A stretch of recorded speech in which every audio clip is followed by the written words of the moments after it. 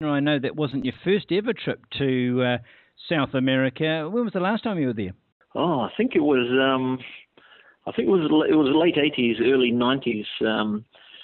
I can't exactly remember. It was a long time ago. But I've been up there quite a number of times playing sevens in Uruguay and Argentina before it became the world circuit. So just with invitation teams, with a few of the Wallabies and guys who went on to become All Blacks. But I had a trip up there with an Auckland development team in the late '80s, and Graham Henley was our coach actually.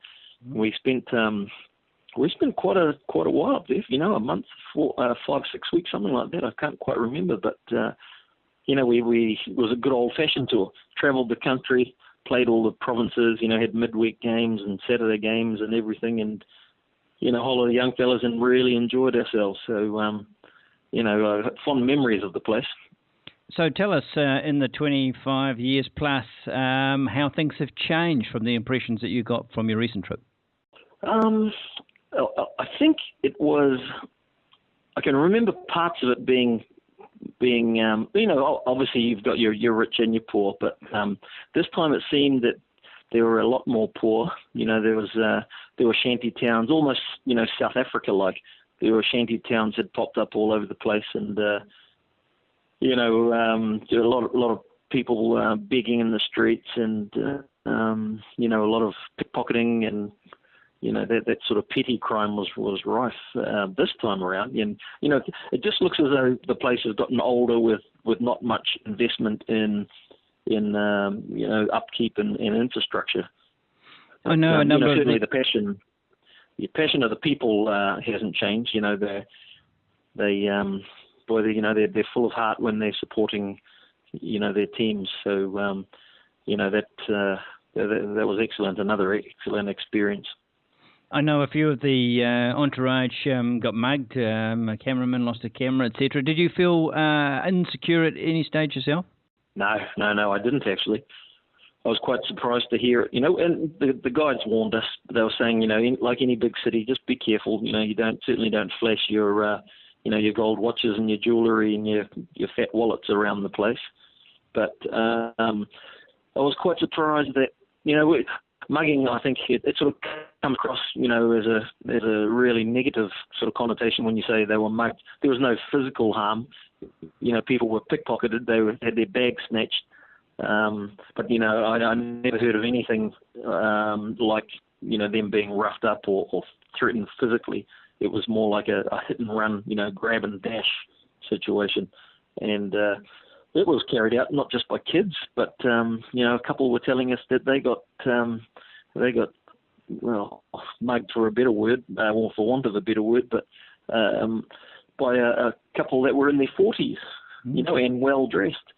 So they had all these ploys. They'd spray. I think it was pigeon sort of excrement, watered down, some sort of liquid. They'd spray it all over you and then pretend to wipe you down, and then someone would pick your pocket. So I don't think there was a like a physical sort of threatening and beating and give me your money, otherwise this is what's going to happen. Could happen in Auckland, couldn't it? Yeah, it could actually. There were a number of people who experienced it, and quite close to built-up areas. Just outside the hotel, even in one instance. In a flash hotel as well, in a flash area, but by well-dressed people. So they obviously have it planned and target their areas and their prey, I guess. All right, let's talk about something positive, and that's the way the All Blacks played. By far their best performance against tough opponents. Argentina in the game for a little while, but we just showed our class in the end. Yeah, we did. You're right. It was by far the best performance of the championship for them. And, I think they needed it too. Criticism, obviously we got the wins, but there was criticism of the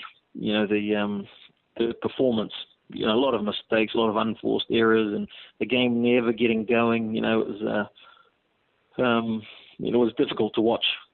But they went over there, and then I'm picking they had that in mind, well aware of that, and the need to really put your foot down when you're playing Argentina at home. They definitely knew how the Springboks were lucky to get out with a draw over there, and they've performed, arguably the form team of the competition, because they've been consistent, Argentina. Unlucky to not get a win, but consistent in performance. And the All Blacks probably well aware of that. A need to start well and to get into their game to silence the crowd, because as I was saying before, the passion, it's a real just the throb of the stadium, the noise, everything. We know the Pumas react to it. So I was really glad to see the All Blacks come out, and even though we conceded the first try, we were always in control, and once we got going, that was it. There was no answer. So I didn't expect it to get out to 50, certainly, but I think that the Pumas kind of, they look a little bit tired, I think, and you might have to say that the pressure of everything, the intensity of everything now has maybe got to them a little bit, because they weren't used to the travel, consistent, or consecutive games at this level. It's just not something that they do regularly. So a huge learning curve for them. And may have been that they're suffering somewhat from it at the moment, and huge pressure on them against the All Blacks and the expectations. So the Aussies are in for a hell of a time. Yes, it's just a whole new experience for them, as you say. But I think we enjoyed the All Blacks outside backs getting a chance to see their class, Corey Jane and Sevilla, both having big games. Yeah, that's right. Yeah, and good to see them with ball in hand and in a bit of open space, which we haven't seen this championship. So nice for them, I suppose, to get a game where they actually were involved in a positive way. But then I also thought all the reserves and replacements that came on really, they made their mark as well. So in a lot of ways, I think a really positive evening. And I thought one of the players of the day for me was Kieran Reid, especially in those early stages when we're trying to stamp our authority. I thought he imposed himself on that game, and just shows you if we can nurse him through the some of the awful head injuries he's had and keep him on the field. He's such an important part of the makeup. But yeah, and he played a physical game as well. He was involved in a lot, and set up one of the tries. He's just got a nice way about him. He does the hard work. He's not looking for him too fancy, but he'll do what he needs to do, and and I think a guy who does have the skill to take the plunge, if you like, certainly do need a guy like that. Leadership qualities, you see, he seems to have everything for a reasonably young guy. So again, good to see. I think everybody contributed. When I think back, somebody asked me who my player of the day was, and I really couldn't make a call. Nobody stood out. Everyone did well. Couldn't really make a call. If that's pleasing, I guess.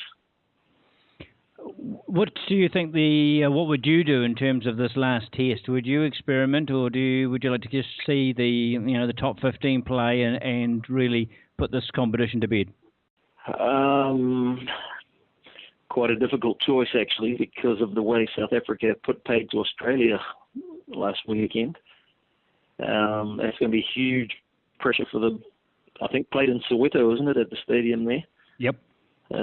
Yeah, so it's going to be huge.